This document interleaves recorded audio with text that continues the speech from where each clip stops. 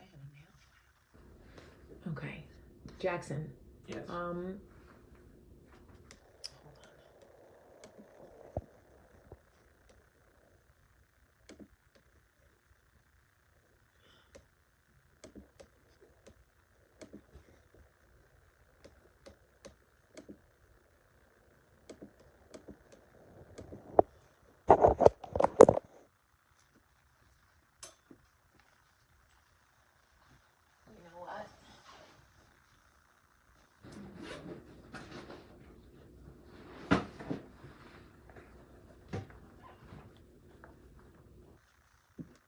Hi. How's everybody doing? I like broke the corner of my nail and it's catching on everything right now, which is very annoying. How is everybody doing today? It's Monday. I have so much to do. And I went to Costco this morning and Jackson was gracious enough to go with me. And I was so appreciative of that. And I got a standing desk. And guys, it's not set up yet. But I am incredibly excited about the standing desk because I am so much more creative and efficient when I'm standing up than when I'm sitting down. I always pace when I'm on the phone. But anyway, I have so much to talk to you guys about. I wanted to tell you about this thing that I read, and I'm going to have to probably block a bunch of people. So just have patience. You don't need to respond to them. If you see things, I'm just going to go on and block them afterwards. My hair is pretty gross right now because it's like still wet. It's a dress from Target. Thank you for saying that. I do love it.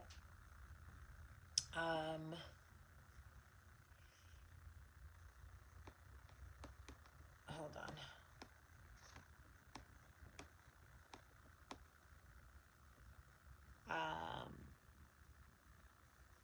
Hi, Josh. Hold on. Give me 1 second, guys. Sorry.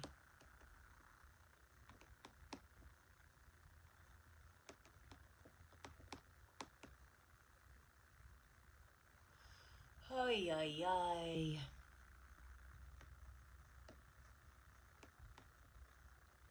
What is the problem? Okay, this is apparently a new thing with Instagram. Yes. What the hell just happened? Okay, well, my iPad died, so there's that. Okay, but is it not charging? I think it is. All right, well, maybe we won't be able to,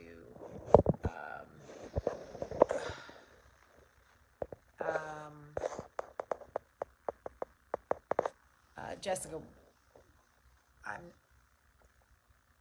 certainly not,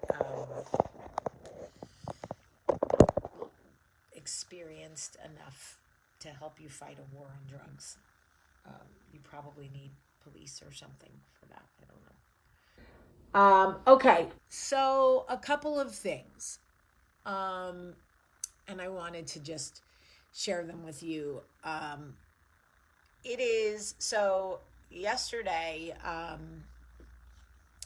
on Instagram, I shared a picture of me in my wedding dress because it was like a wedding dress challenge to see if you can still fit in your wedding dress. And so I tried it on and posted the picture. And the amount of people who, well, everybody was very lovely. Most 98% of people were very lovely, but a lot of people brought up in the wrong way, but I think an interesting point, and that is, if you have body dysmorphia, why do you share pictures of yourself that open conversation about your body? And I was thinking to myself, it's interesting that people would see me in a wedding dress and think the conversation was meant to be about my body.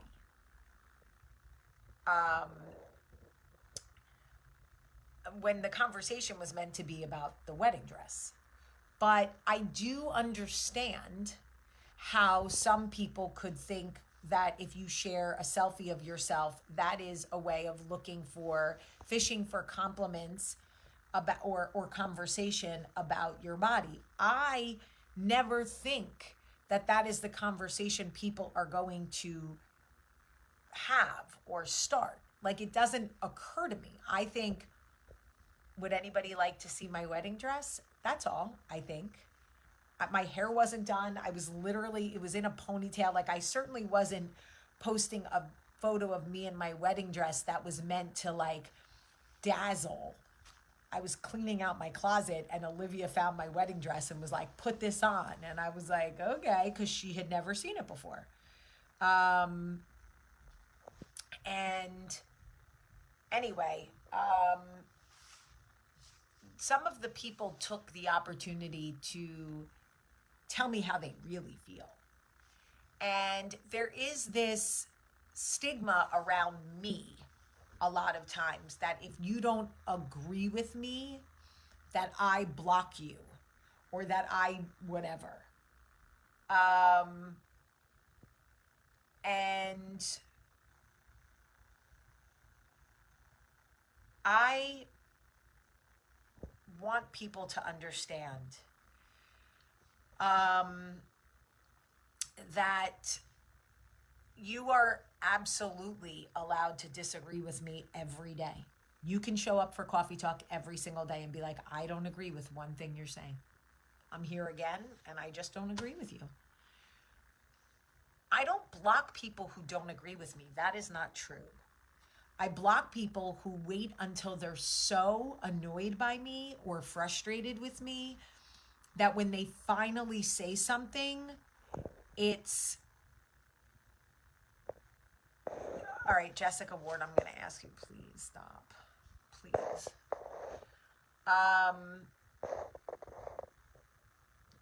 See, like, okay, this is my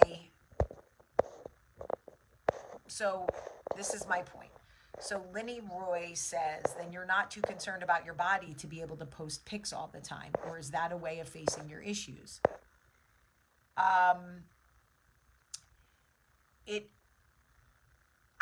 wish that I had a better dialogue around eating disorders. I don't. I'm not a eating disorder expert outside of the fact that I live with one in my head. I don't always know the right thing, but there are also days that I feel good and the voices in my head are quiet. So when I posted the picture in the wedding dress yesterday, I wasn't even thinking about my eating disorder. Like, it didn't even occur to me. So when it became such a conversation for people, I was like, oh, okay. People are frustrated. And what I want people to understand is I don't block you if you disagree with me. I don't block you if you don't even like me. I block you if you wait to the point that you allow yourself to get disrespectful to me. When you decide to call me out on something, then I block you. Just because I have a Facebook account or an Instagram account does not mean that I have to be mentally or emotionally subjected to your rant or your criticism or whatever. People say she blocks anyone who criticizes her. You damn fucking right. Not anyone who disagrees with me, but anyone who criticizes me. Like, if you can't disagree with me without criticizing me, then you are absolutely correct. I will absolutely block you. Period. So I just wanted to clear that up. I do not block anyone who disagrees with me. That is absolutely not true. There's about 100 people on Coffee Talk still who have been with me for 7 years who will say, I disagreed with her plenty of times. And she didn't block me. I have the worst headache right now. Anyway, I wanted to talk to you about something that I read yesterday. It was written by somebody who talked about going to Target with their daughter. And she was talking about how it started to rain. And so many people stopped in like the vestibule of Target and were waiting for the rain to pass. And she asked her daughter, like, what do you want to do? And the daughter was like, I want to go to the car. And the mom was like, well, we're going to get soaking wet. And the daughter was like, okay. So the mom made the run with the daughter and got her in the car. They got in the car and, they were soaking wet and cold and whatever. And the conversation was really about like, there are two kinds of people in the world, right? When it storms in your life, do you huddle in the vestibule and wait for the storm to pass? Or do you run through the storm and get to where you're meant to be going, get to the next place? And I couldn't stop thinking about it last night. How many times God, and if you don't believe in God, you can just use the weather. But how many times God will put storms in our path? And how many of us, just what we need on the other side of that storm, it's literally what we are praying for. It's literally what we've been asking for. But we don't get to it because we're huddled in the vestibule. We're comfortable where we won't get wet. We won't get cold. We're just here because we're so afraid. And what we want is right there on the other side. And I certainly am somebody who has, huddled in the vestibule, but I do try to make a run for it most of the time in my life. And I don't always believe that every storm, on the other side of every storm is like, God, whatever. But I do think that sometimes we stay too long in the vestibule and we start making excuses about why we don't want to start dating again, why we don't want to go make new friends, why we don't want to change jobs, why we don't want to do all of these things because we're huddled in the vestibule where it's safe, right? I'm going to just stay here. I'm not going to go into the storm because it's too much and it's too whatever. So we make excuses, the same excuses. Some of my friends have been making the same excuses for 3 years. I swear to you. Some of my friends have found different excuses. They move on to the next excuse. They are so stuck in the vestibule of their own life. And why don't you go out? How come you turn down every invitation to go hang out with people? I don't feel like making the drive. I don't have anything to wear. COVID, this, money, that. Okay, we're going to move on to the next vestibule. No problem. How come you're not dating? Get on the apps. Go out and meet people. A man's not just going to show up at or woman, not just going to ring your bell one day. Like, hey, I just happened to pass by your house. Do you want to go out? Like that's not a thing. So, and all they see is the storm around them and they're just standing there frozen. Like, I can't make a move because it's raining all around me. Like, okay, but everything you want is on the other side of the rain. So how long are you going to stay in the vestibule?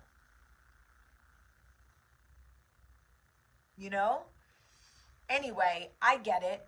Oh my God, the Friends episode. Tiara, I swear to you, I was just thinking in my mind, remember when Chandler was stuck in the vestibule? Oh my God, so funny. So anyway, yes, Harold, then you fall into a depression. Exactly. Because you're sitting in the vestibule of life and like you're watching everybody else make moves and move through the storms and you're like, damn, I can't make a move. You can lead a horse to water, but like I can't, just like y'all can't, I can't be the one to like push you, encourage you. Like at some point, the excuses have to bother you more than they bother me.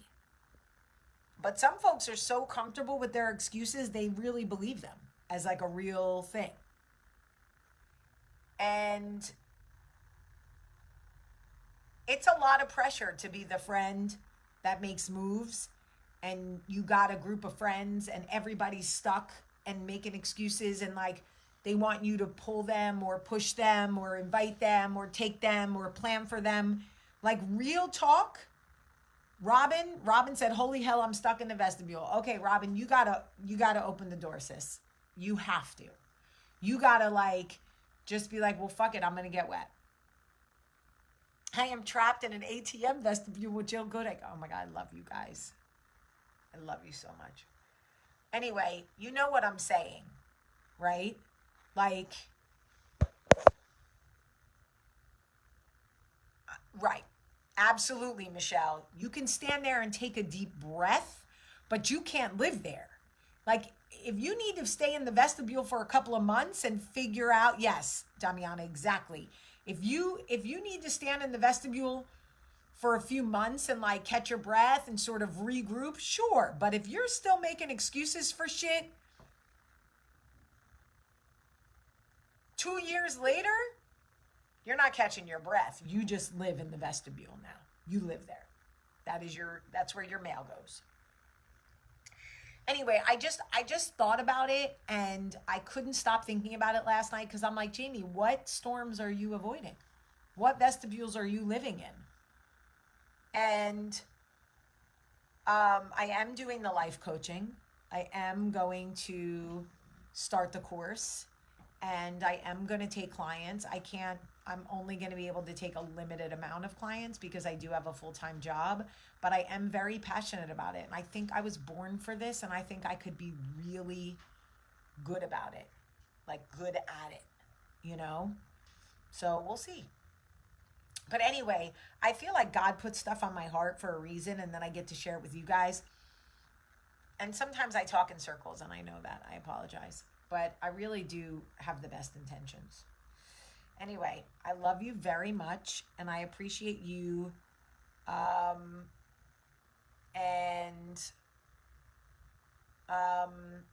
just appreciate you being on this journey with me. And by the way, if you disagree with me, I love that.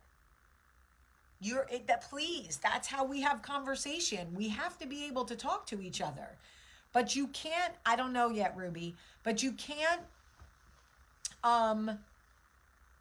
wait till the point that you're so annoyed by me that you disrespect me. Because that I don't have to tolerate. If you want to disagree with me all day. Disrespect me, blocked. I'm not even giving you a chance to explain yourself. Yes, coffee talk will always continue. All right, I love you guys so much. I've had the busiest morning, but I'm trying to catch up now. I love you, truly, and I hope you have a great, great day.